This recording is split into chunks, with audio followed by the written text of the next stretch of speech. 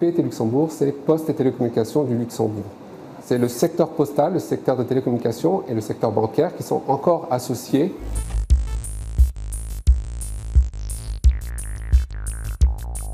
PET Luxembourg est au centre de l'information au niveau européen. Ce centre géographique, il faut le transformer en centre d'information et en centre de services. Pour ceci, développer la connectivité vers les grandes villes européennes, réseau Terralink. Développer les data centers au niveau du Luxembourg, donc par exemple EBRC.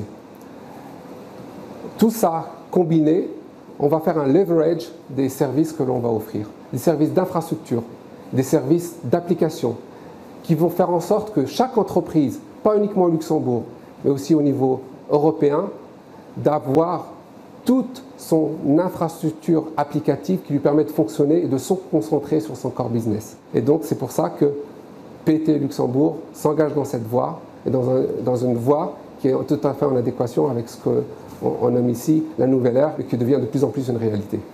Quand on parle d'information, on parle de gestion de risque.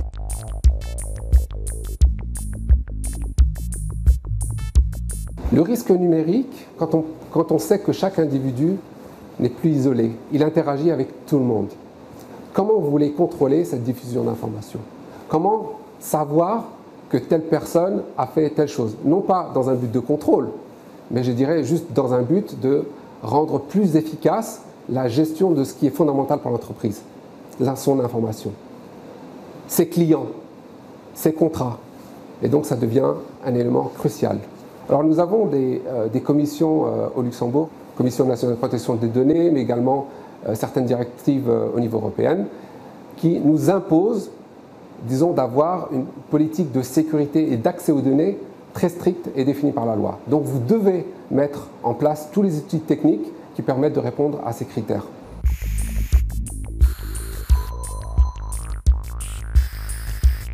Le SSO, qui fait partie d'un concept plus global d'identity management, nous aide à répondre à certains critères de compliance, comme par exemple les critères de compliance vis-à-vis de la protection des données.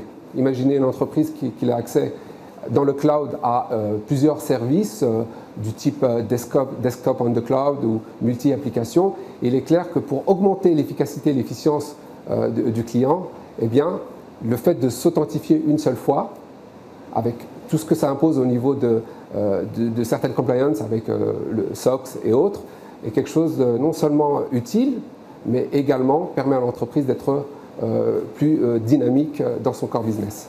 Quand on pense ce qui se passe aujourd'hui, effectivement, la pandémie, comment faire en sorte que l'entreprise puisse fonctionner aujourd'hui c'est la pandémie, mais ça pourrait être n'importe quel risque technologique.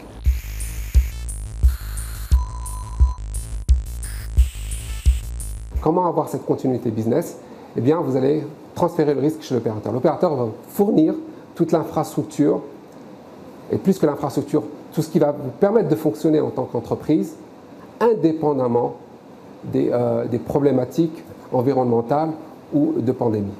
Le SSO et le cloud computing, je veux dire combiné entre les deux, il y a la notion de mobilité.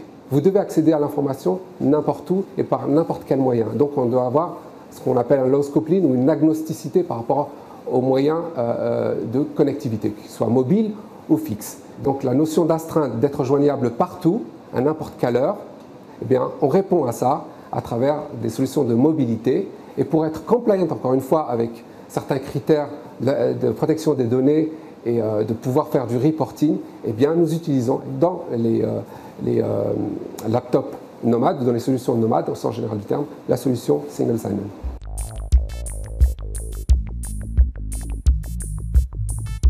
Pourquoi choisir la solution SSO Evidian? Vous avez deux possibilités en termes technologiques.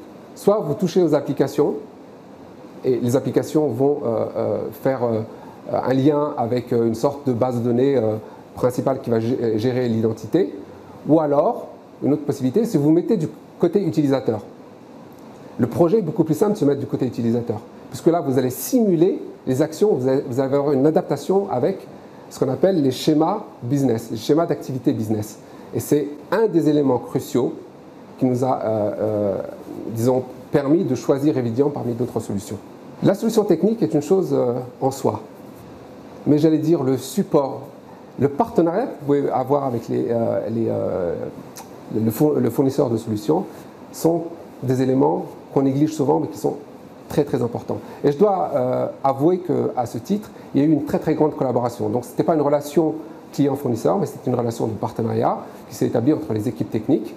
Et donc la solution a été mise en place très très rapidement avec un knowledge transfer qui s'est fait tout à fait naturellement. La solution technique d'Evidian était complète. Simplicité, coût, contrôle des coûts et efficience de la solution ont été les caractéristiques principales.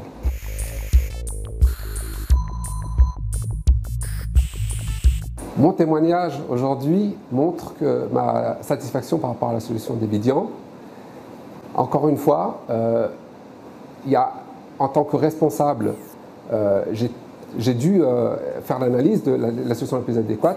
J'allais dire l'ensemble des ingénieurs de l'équipe, du service dont je m'occupe, sont très satisfaits de la collaboration et de la technologie qui est derrière Evidian.